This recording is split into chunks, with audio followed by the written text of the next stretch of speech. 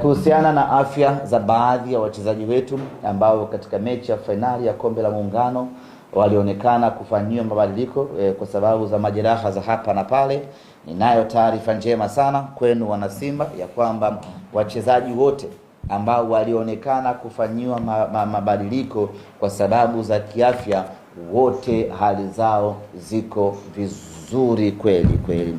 Wa kwanza alikuwa ni Anicet Oura ambaye alishindwa kuendelea na mchezo, dakika ya 20 tu akafanyiwa mabadiliko, na mabadiliko aliyofanyiwa yalikuwa ni mabadiliko tiba ili aanze kutibiwa pale pale wakati mechi inaendelea, lakini asiendelee kujiumiza zaidi na kutengeneza jeraha kubwa zaidi. Kwa Anicet Oura akatolewa katika mechi hii ya finali, akaanza kupatiwa matibabu, na napozungumza nanyi hivi sasa Anicet Oura anaendelea vizuri kweli kweli, na matumaini yake ya kuwepo katika mchezo wa dabi yana asilimia kubwa kweli kweli. Cha kufanya ni kumuomba tu Mwenyezi Mungu aendelee kuimarisha afya yake ili tarehe 3 awe sehemu ya mchezo.